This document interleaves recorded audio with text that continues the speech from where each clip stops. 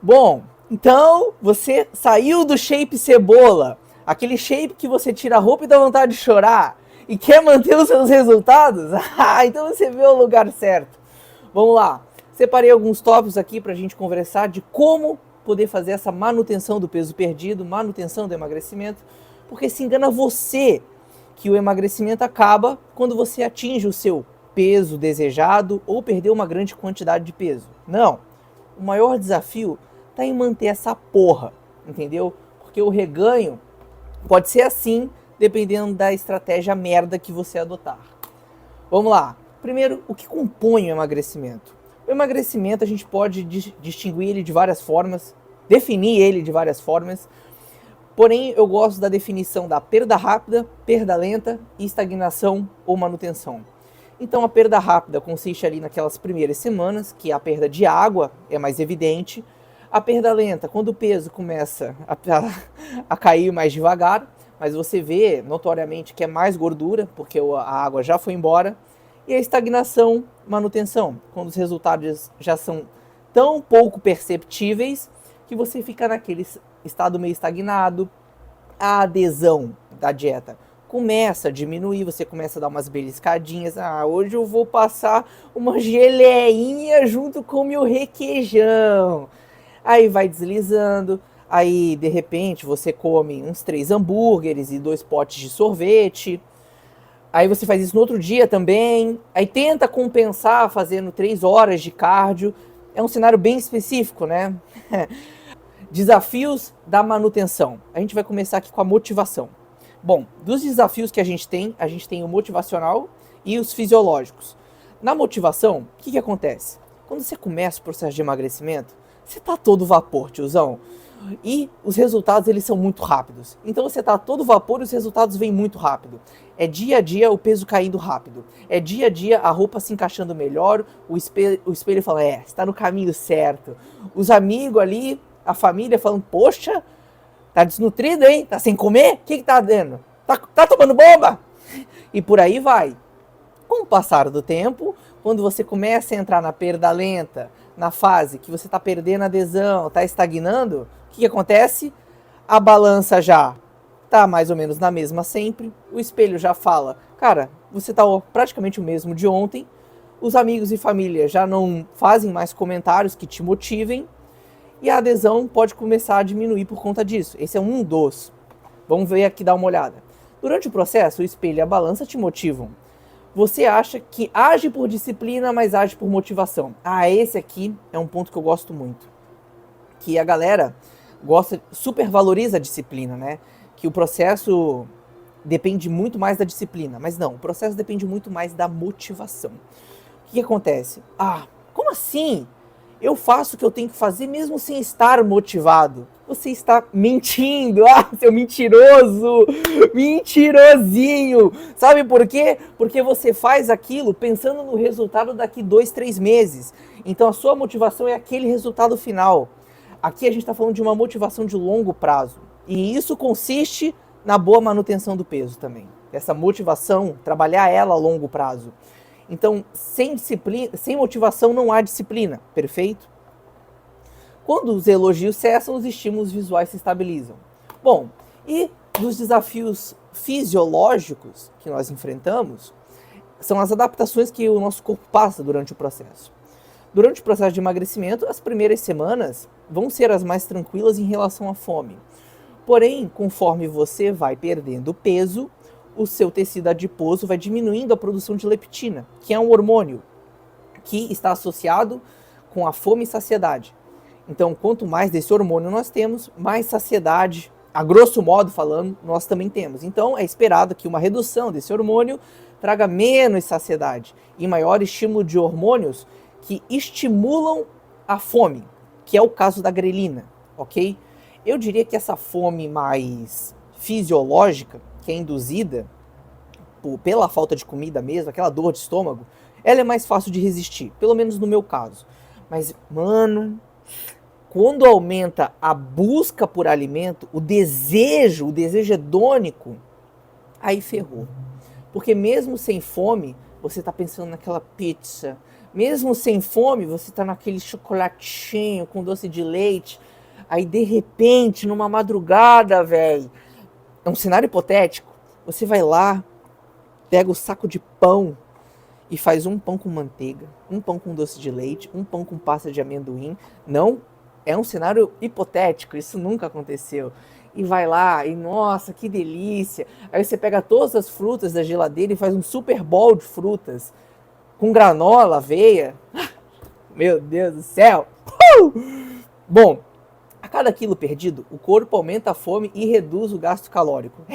Tem essa também, né? Mais ou menos a estimativa é que a cada quilo que a gente perde, a nossa fome aumenta em 100 calorias e o nosso metabolismo reduz mais ou menos em 36. Então a gente tem um aumento da fome desproporcional ao tamanho do gasto que...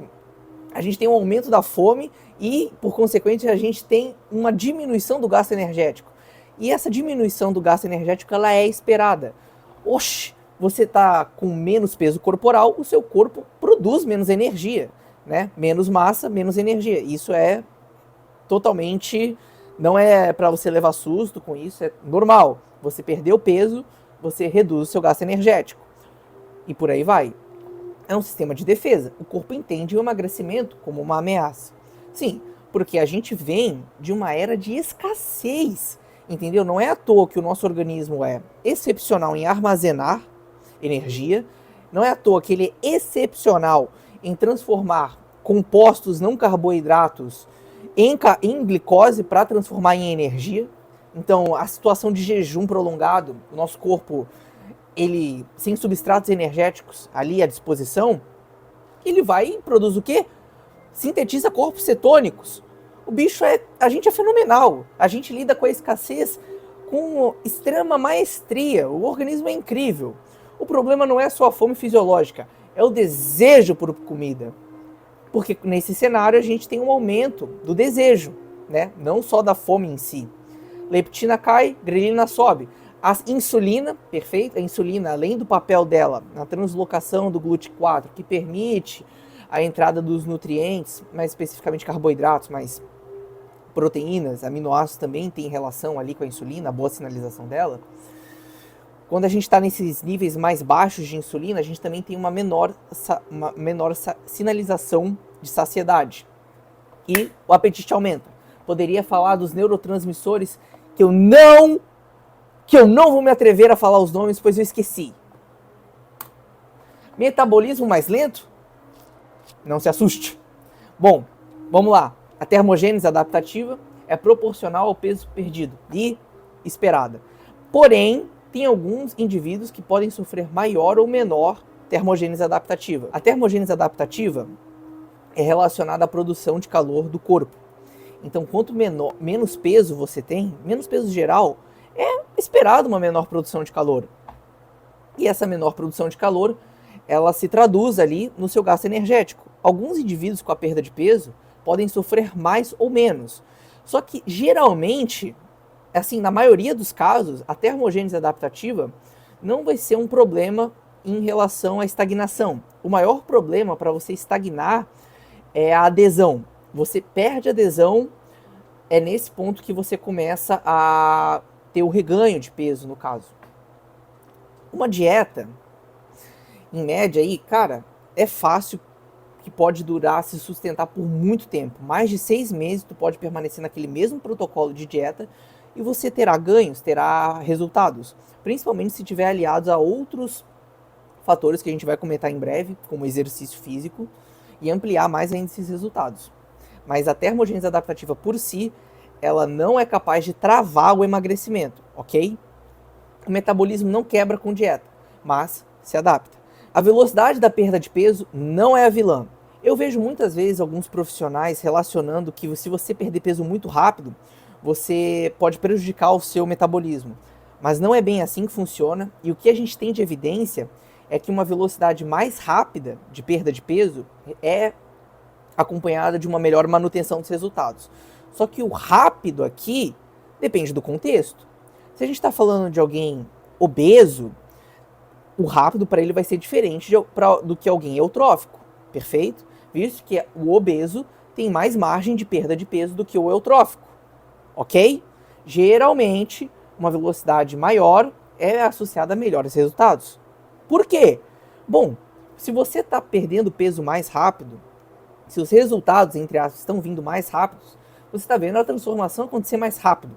Então isso está muito fortemente associado ao fator adesão, motivação, ok?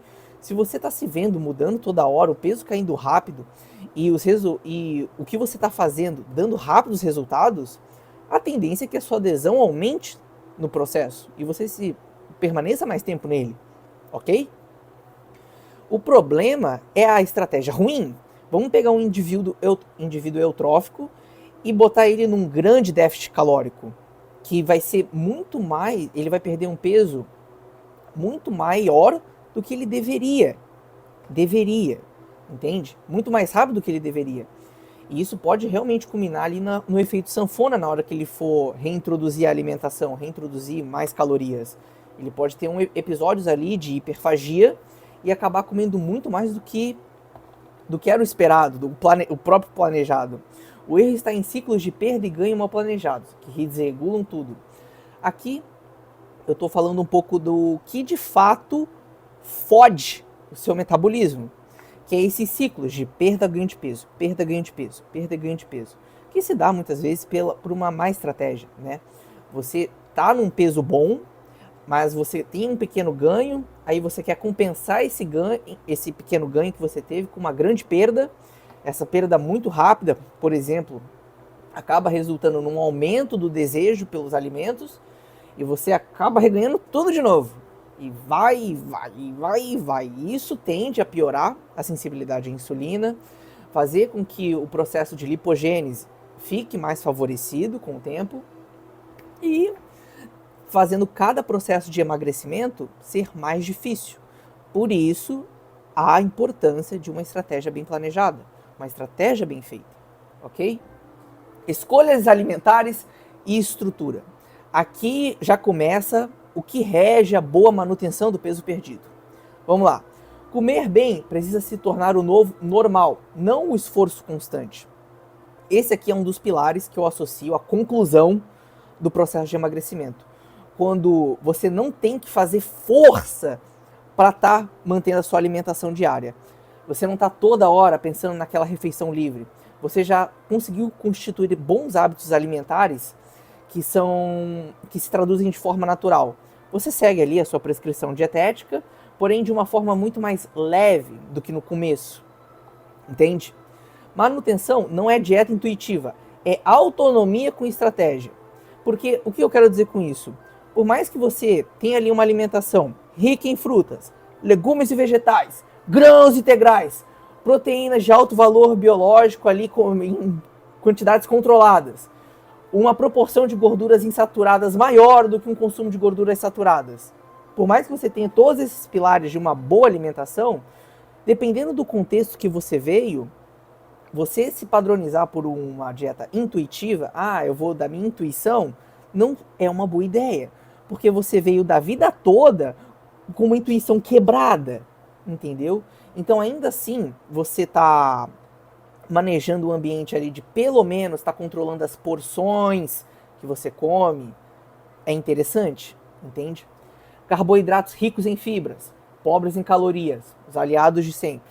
Claro, uma boa alimentação, os carboidratos que compõem geralmente uma boa alimentação, eles são pobres em calorias e ricos em fibras, nutrientes, vitaminas, micronutrientes, compostos bioativos, a porra toda. Tudo que você quer. Alta densidade nutricional e baixa densidade calórica. É a fórmula base. Aqui entra mais uma dica, que é a do ambiente.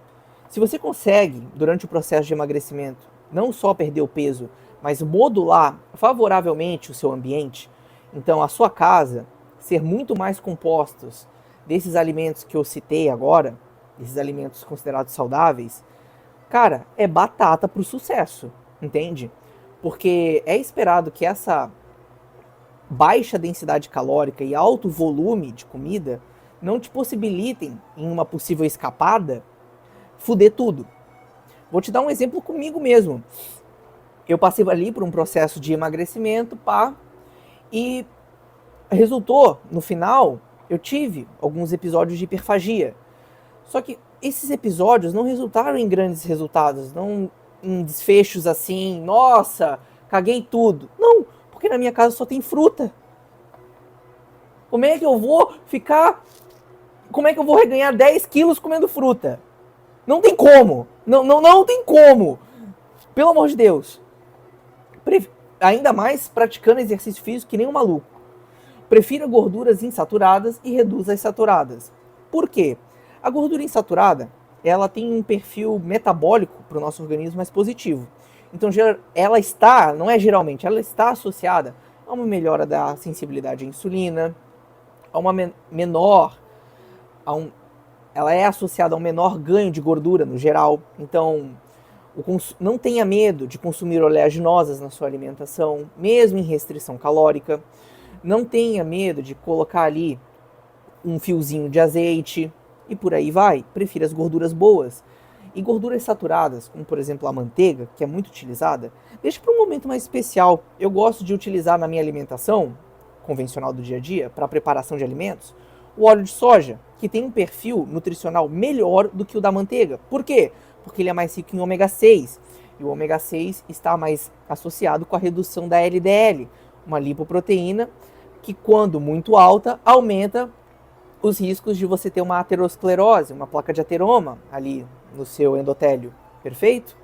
Então prefira perfis de gorduras mais saudáveis. E as saturadas eu gosto de usar ali para preparações mais sofisticadas, mais palatáveis. Entende? Num almoço de domingo, por exemplo. Ah, mas e os laticínios? Porque a gente sabe que a gordura saturada ela é alta nos produtos de origem animal. Os laticínios e o ovo, eles têm peculiaridades. É diferente. As gorduras saturadas dele não tendem a ser tão prejudiciais quanto a da carne vermelha. Mas a manteiga, ela é do leite, Lucas. Emílio, o que você tá falando? Tá, mas ela é só manteiga, entendeu? É só gordura aquilo ali. O laticínio, o leite, o queijo, contém proteína, carboidrato e gordura, entende? É um perfil diferente, é um perfil bem diferente. E a proteína, vegetal ou animal? Bom, aqui depende um pouco do contexto. Mesmo em protocolos de emagrecimento, não é legal tu se entupir de proteína. E dependendo da sua composição corporal, você não precisa se entupir de proteína. Aqui a gente está entrando em outro tópico, né?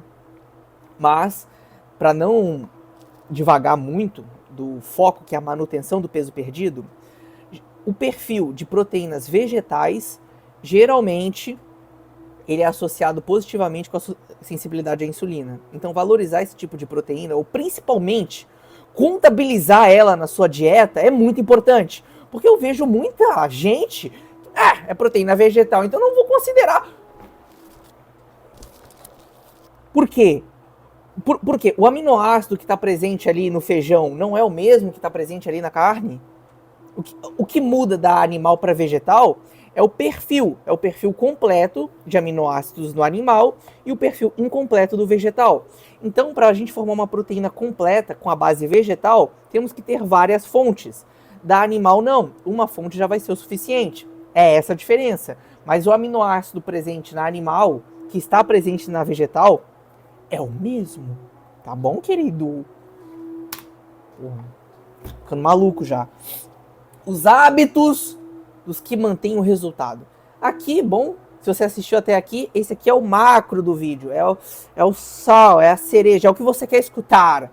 Exercício físico regular é quase obrigatório para manter o novo peso. Isso porque os estudos que verificam a manutenção do peso perdido veem que é uma constante que quem mantém o peso perdido se exercita, ok? O sono, imprescindivelmente, o sono de qualidade. Sono de qualidade regula o apetite e melhora decisões alimentares. Ter o sono regulado e em dia é essencial também. É previsto que quando a gente está mais cansado, está sem dormir, as nossas escolhas tendem a ser pior e a gente tende a comer mais. Você já reparou isso? Bota aqui nos comentários se você está assistindo até aqui. Eu já percebi isso em mim. Quando eu durmo mal, irmão, é outra pessoa que está no meu lugar. Automonitoramento funciona. Pese-se com frequência, sem neura. Automonitoramento é outro fator que está associado àqueles que conseguem manter o peso perdido. Então é muito válido você ter uma balança não só de pesar alimentos, mas também uma balança de peso corporal ali na sua casa, para você estar se pesando e se automonitorando. Mas eu não tenho neurose, eu vou ficar com neurose. Cara, se você quer ter sucesso na parada, você tem que ver como é que tá o progresso, entendeu? Se você quer manter o peso perdido, você tem que ver se o peso está sendo perdido mesmo. Então tem uma balança de peso corporal em casa. Não é nenhum bicho de 7 cabeças de preço, é um preço super acessível, tá bom? Compra e vale a pena. Se pese 3 vezes na semana, 1 vez na semana, todos os dias.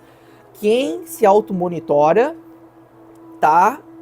tem mais tendência a ter sucesso com o peso perdido, ok? De fazer a manutenção do peso.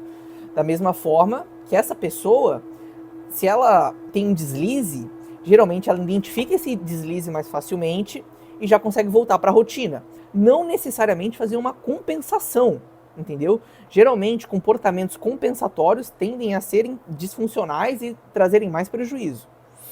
Consistência é mais importante que perfeição, inclusive nos fins de semana.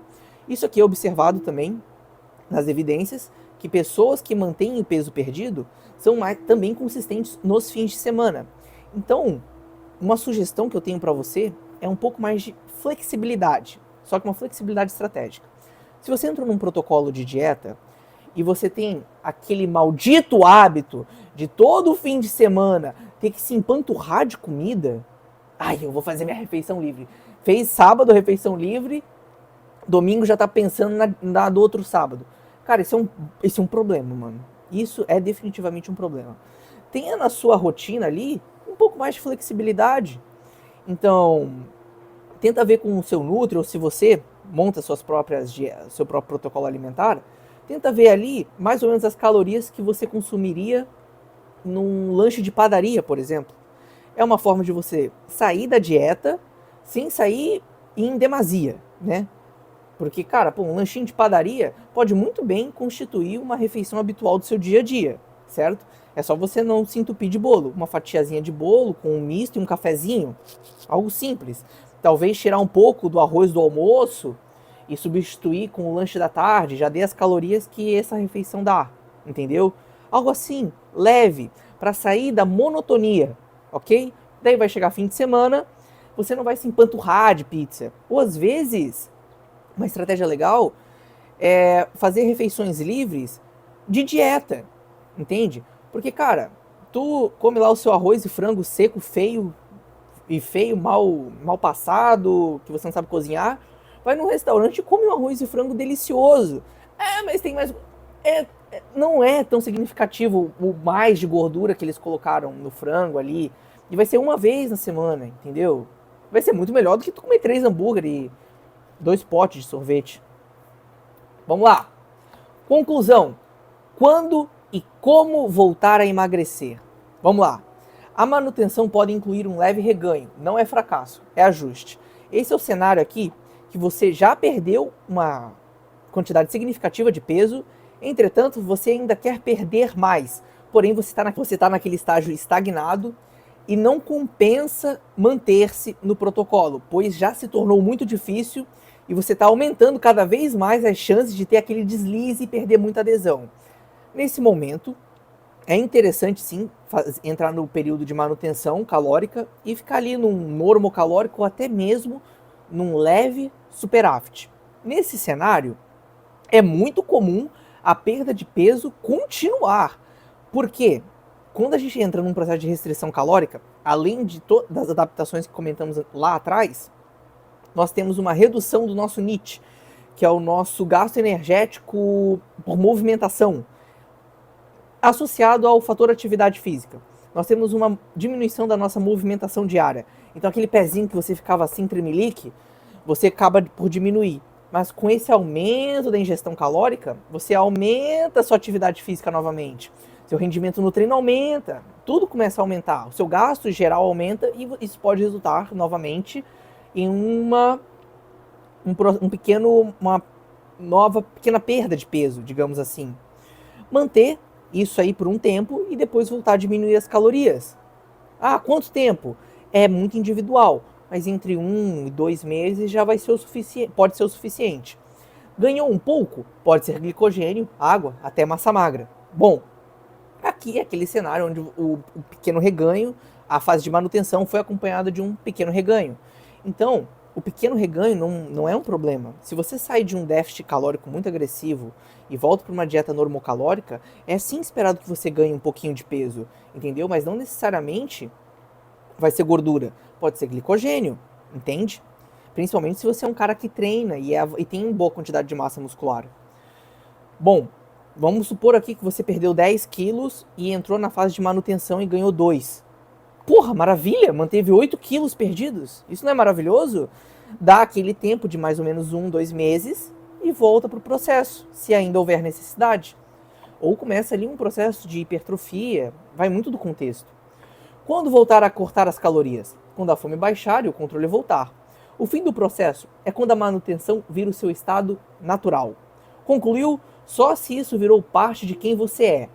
Aqui eu quero me pegar um pouco a questão dos hábitos antecedentes. Bom, eu podia ter falado isso anteriormente, lá atrás, mas acabei de lembrar. Nós temos uma terrível tendência a voltar ao nosso comportamento antigo.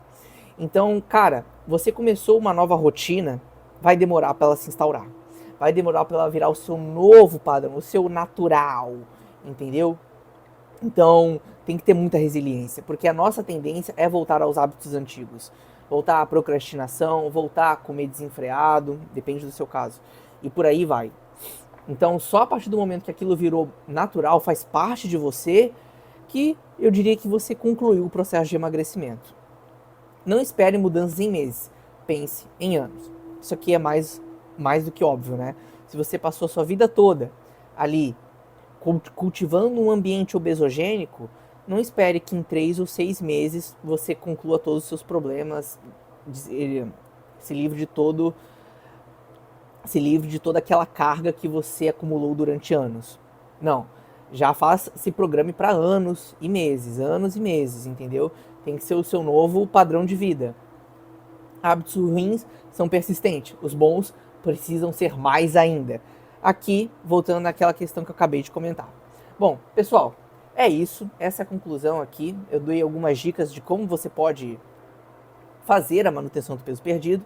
Não tem milagre, entende? Dependendo da situação, uma intervenção medicamentosa vai ser bem-vinda, mas se não for acompanhada de mudança de hábitos, não adianta, entendeu? Não adianta a picadinha do Ozempic, não adianta se você não mudar teu hábito, tá bom? Se você não mudar seu ambiente, não adianta, porque você vai parar de se picar e vai voltar a engordar, tá bom, coisa doce?